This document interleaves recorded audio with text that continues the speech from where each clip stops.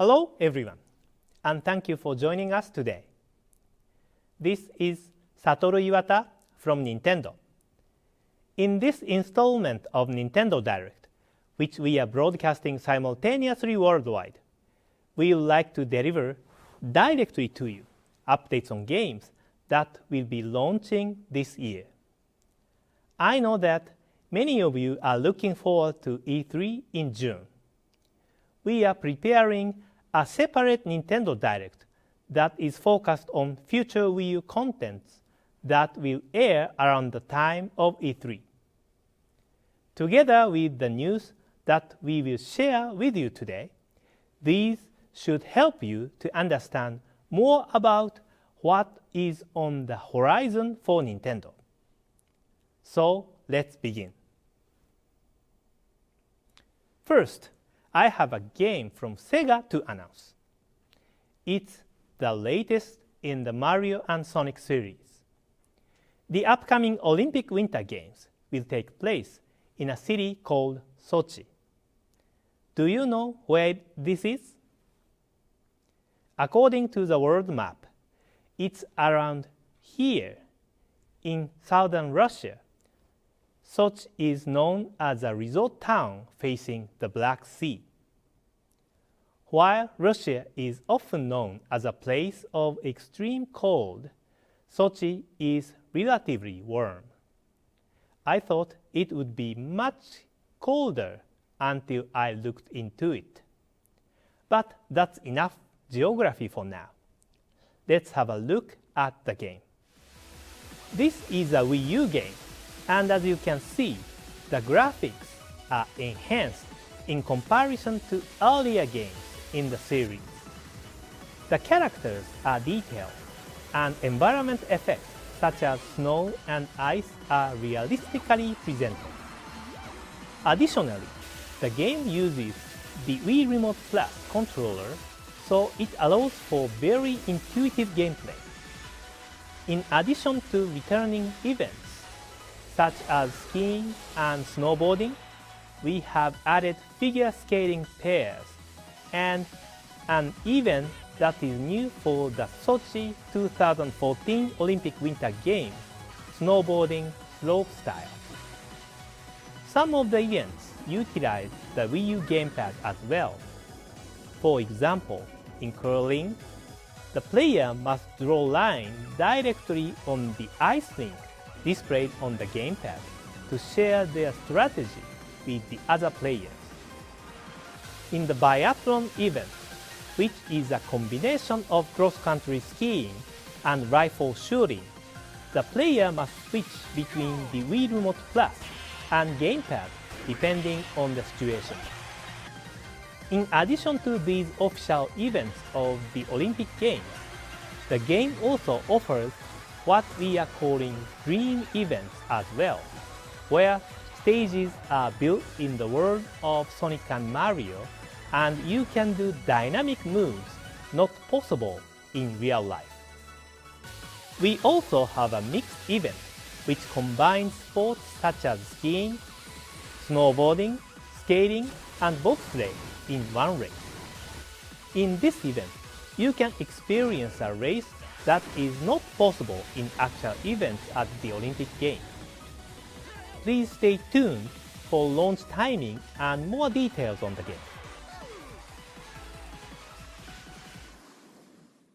I have some additional information on Sonic the Hedgehog that I would like to share with you. Today, I would like to announce that we have entered into a worldwide partnership with Sega on the Sonic the Hedgehog franchise. The next game in the series, Sonic Lost World, is a brand new action-adventure platforming game that will launch exclusively on Wii U and Nintendo 3DS. We'll have more details on this game prior to E3. While we have already shared 2 announcements from Sega today, there is one more we would like to cover before we move on to other topics. We will soon be releasing additional Sega Game Gear titles for the Nintendo 3DS Virtual Console service.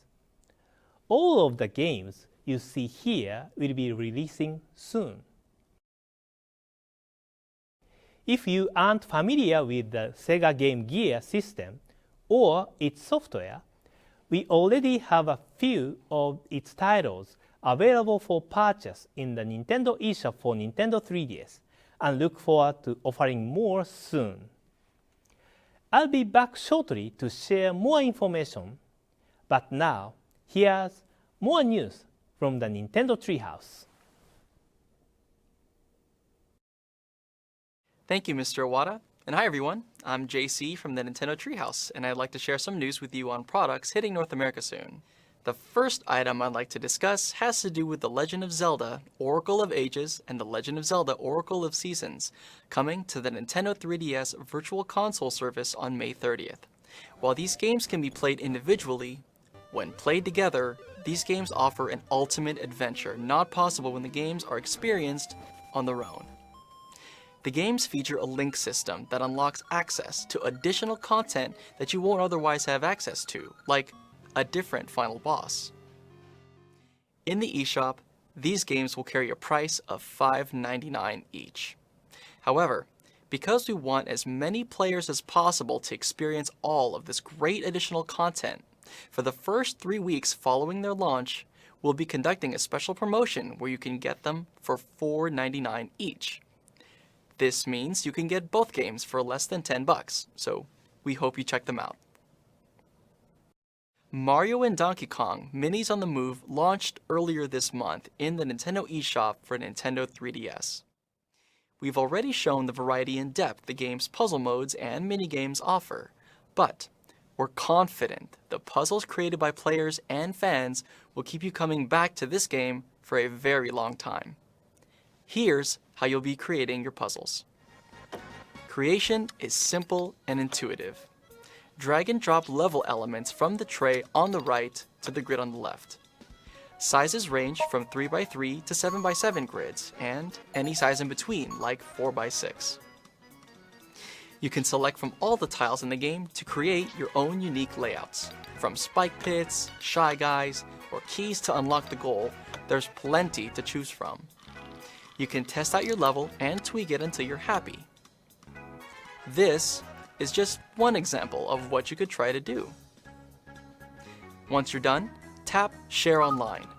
Your level will be viewable by the public and available for anyone to download, play, and rate. There are 4 ways to find levels created by other players. You can search for a random level, search for top levels of the week, the most popular levels overall, or find levels created by those from your Nintendo 3DS friend list. Once you play a user-created level, you can favorite it if you thought it was fun or interesting. The more favorites a level gets, the more hearts it will earn. 3 is the maximum.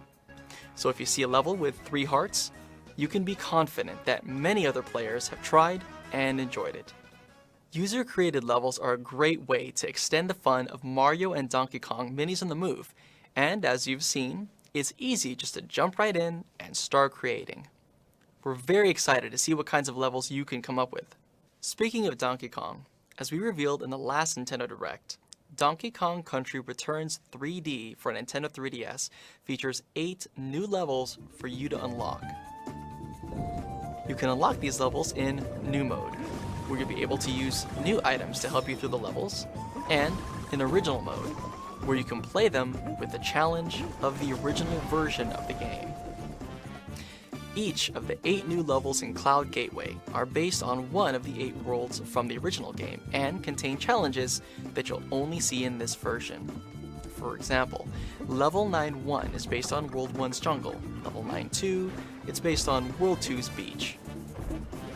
These levels introduce new mechanics like platforms that force you to move at a faster pace, or large drops of tar falling from the ceiling, or even giant rotating stone gears that can alter the level itself. The game launches at retail and in the Nintendo eShop in just a few days on May 24th, and I hope that you're all excited to play it.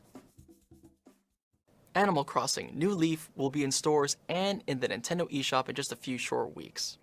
We've shared details on the game in previous Nintendo Direct videos, but there's so much to the game that we've created a video series that goes into detail on many aspects of the game. In these videos, the Nintendo Treehouse localization team gets together to reminisce about the series and this new game. Today, we've released an episode talking about the ways players can connect in Animal Crossing New Leaf. Let's take a look. If you and I want to play over Wi-Fi, we have to have our systems friend up. So it's not a software-based friend code system. It's the hardware. It's on the hardware side. So once we've established that, you and I can set up a time, and I can open my gate, and you can come play in my town. Probably, at least me personally, the one I'm most looking forward to is just going out to the island and engage in those tours.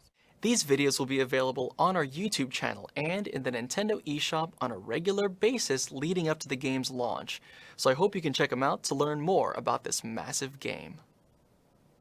Also, if you check Street Pass Me Plaza, you may see a new Animal Crossing panel for Puzzle Swap. You may also want to check Swap Note for a special game-themed message. Now, we hope you're as excited for June 9th as we are. We're now a little more than a month away from Wario's next great business venture. This time, it's coming to Wii U in the form of Game & Wario. Clearly, a business genius like Wario knows how to promote his game, and I'm sure he's got more great ideas up his sleeve that you'll be hearing about soon. But today, I wanted to show you a few more examples of how Game & Wario introduces new styles of play that flow between the gamepad and the television. Island is a multiplayer game that can be played with 2 to 5 players, but only requires the gamepad. The concept is simple, but mastering it is where the challenge lies. You and your friends will take turns using the gamepad touchscreen as a slingshot to launch groups of little creatures called Francs onto islands in the sea to earn points. You can also try to launch your Francs in a way that knocks your friends' Francs off the island, so you can try to get the Francs in or get the Francs out. It's something that anyone can play and can quickly lead to round after round of good-natured competition as you try to out-Franc your friends. The Ninja Twins, Kat and Anna, are also back, this time with a whole new puzzle game called Patchwork. It's a true patchwork of puzzle pieces that will challenge you visually and test your pattern recognition skills, as you use the gamepad touchscreen to place overlapping large puzzle pieces in just the right way to fill in the entire puzzle. Use the gamepad touchscreen to complete the challenges the girls give out to create a variety of new figures.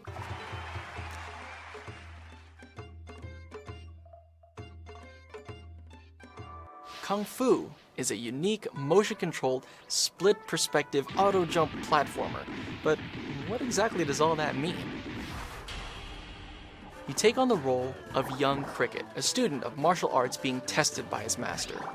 You must guide young Cricket through the course on the TV screen as he continually hops on his way, but if you only watch the TV, you may land in a sticky situation.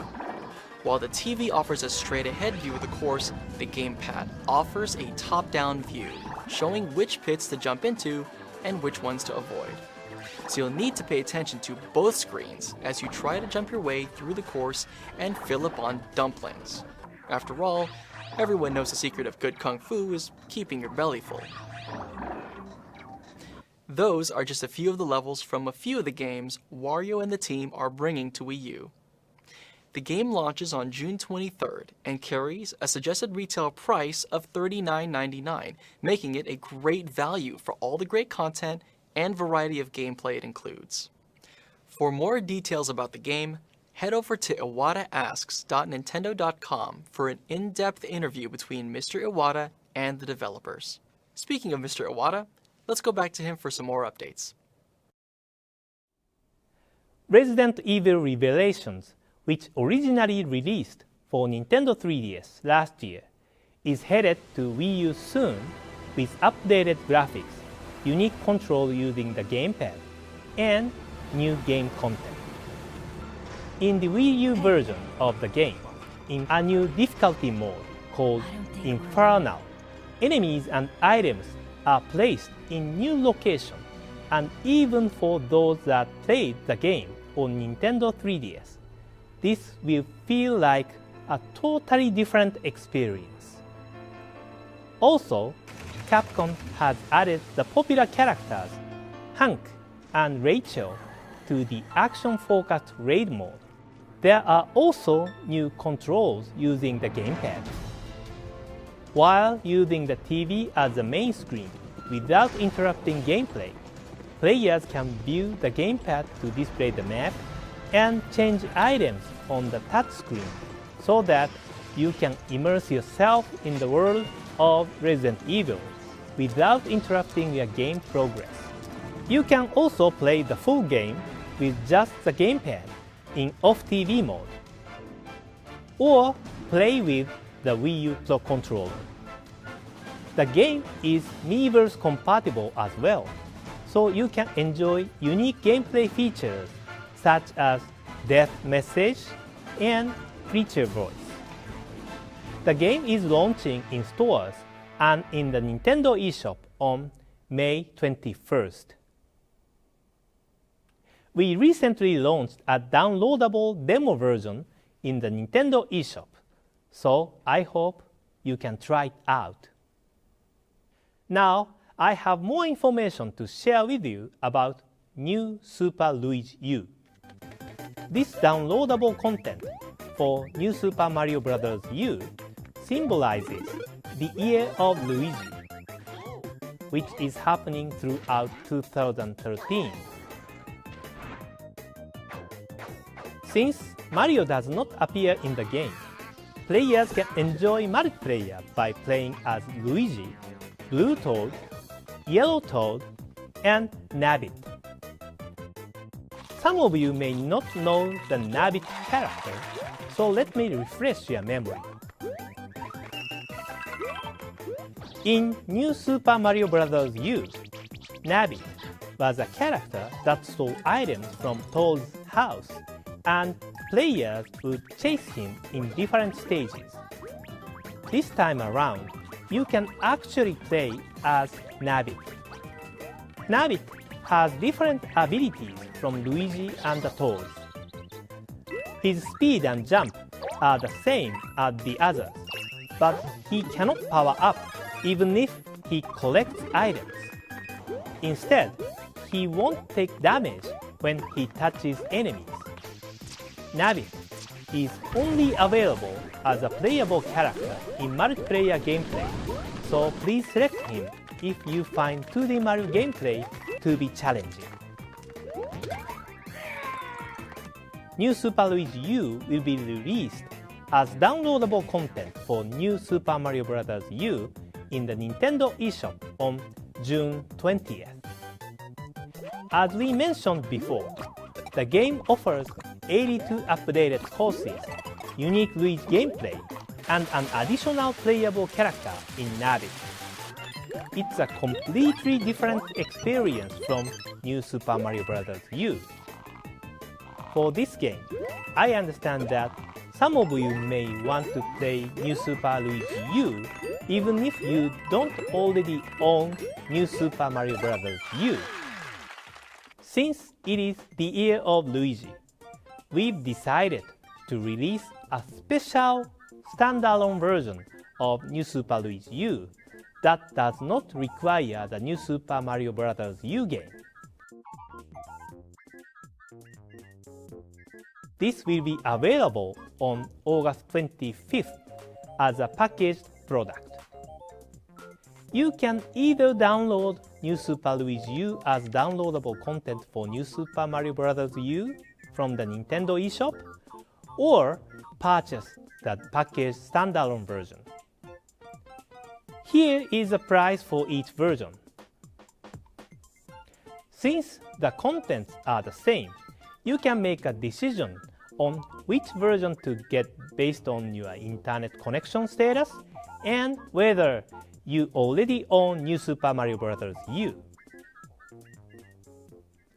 Now, I have another game for which we can share a launch date. It is The Wonderful 101 from Platinum Games, which launches on September 15th. More details about the game will be released gradually between now and launch. Please stay tuned. I'm excited to see the finished product from Mr. Kamiya and Platinum Games. Next, I'd like to discuss more on Pikmin 3 for Wii U. In this game, instead of Olimar, who was the main character in the previous Pikmin titles, there are 3 new main characters. Their names are Alf, Brittany, and the captain, Charlie. They are from planet Koppai, which is facing its doomsday due to a lack of food. They set out on their adventure in search of food that can be returned to Koppai.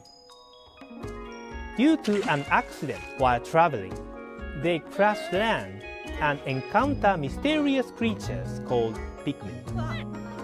With their help, the 3 travelers start exploring.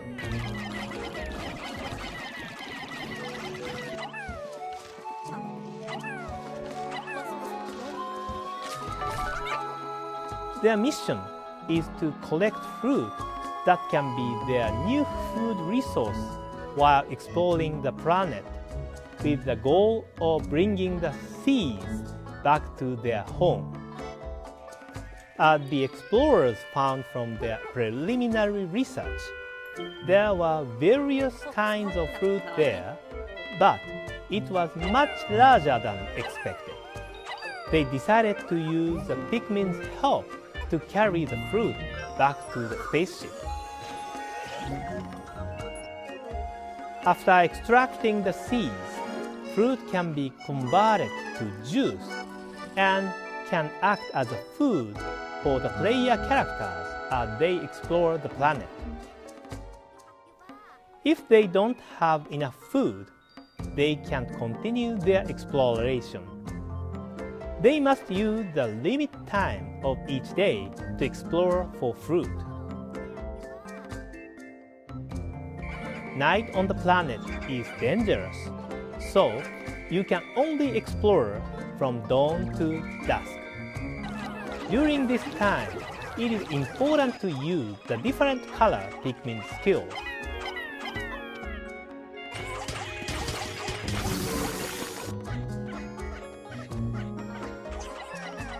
Players can divide activities among the different characters and explore separate areas with different groups of Pikmin in order to progress with their exploration. Once you get the hang of it, you can complete tasks within a shorter time frame. Also, if you make mistakes while you play, you can replay the day or revert to an earlier section of the game. The fun of starting over is that you can tap into what you learned from your last play session to more efficiently complete tasks. In the first Pikmin game, the player had to start over again and again to figure out the most efficient way to complete the exploration of the planet in a limited time. But in this game, there is no big limitation in terms of the days. So it is more accessible for those that have not played previous Pikmin games. At the same time, experienced players can enjoy the game deeply because the more you play, you get better with the new Pikmin and new courses. And this is another one of your assets in surviving the adventure. In Pikmin 3, the gamepad becomes a handy information terminal called the Cop-pad. As you can see, the area you have currently explored is shown on the map. You can see where the Pikmin and player characters are located.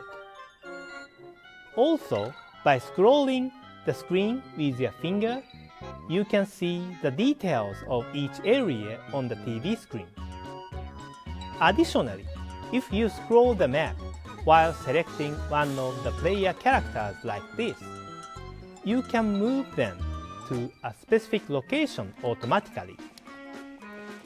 With the cup pad, you can view the overall map and grasp what each character and Pikmin are doing on their assigned tasks. At the end of the day, you can see the replay of the entire day. Fast-forwarding and rewinding replay footage to review a day and the number of remaining Pikmin is a part of your strategy to get ready for the next day. I'd like to share some information on the game's control as well. We are preparing a few types of game controls that players can choose from. Play control using the gamepad is similar to playing the previous Pikmin games on the GameCube. The game is also compatible with the Wii U Pro controller. If you have played Pikmin 2 for Wii, you know that the Wii Remote and Nunchuk control scheme makes it easy and intuitive to decide where you want to use Pikmin. With Wii Remote Plus, these controls have become more comfortable. We are mainly focusing on this control scheme today. Also, you can enjoy the full game without a TV by just using the gamepad. You can also play the game with Wii Remote and Nunchuk using the gamepad as a monitor. With the help of Pikmin and the cup pad, can Alf, Brittany, and Charlie save their home planet Koppai? Today, I shared updates on the game's story mode, but another time, we will be able to share more on challenge mode and the game's multiplayer modes. Pikmin 3 launches on August 4th. Thank you for watching. That is all that I have to share today. See you around that time of E3. Hi everyone, Reggie here. I know many of you are starting to get excited for E3, and we're right there with you. While in previous years we've introduced new hardware like Nintendo 3DS and Wii U, this year it's all about the games. In the past, we've focused the E3 hands-on experience on those attending the event. But this year, we're making E3 for the people. And we want to make sure that you get the chance to try our games as well. We've partnered with Best Buy to make it possible for consumers in the United States and Canada to experience select, unreleased Wii U games at more than 100 retail locations during the week of E3. We'll be able to share more details on what games will be featured and where you'll be able to play them in the coming weeks. But we can say now that we're excited to be able to give you this exclusive glimpse into the future of Wii U. As you've seen through Nintendo Direct this year, there's a lot of great content coming soon for Wii U, and there's more to share as we head toward E3. Thank you for watching today, and we'll see you next time.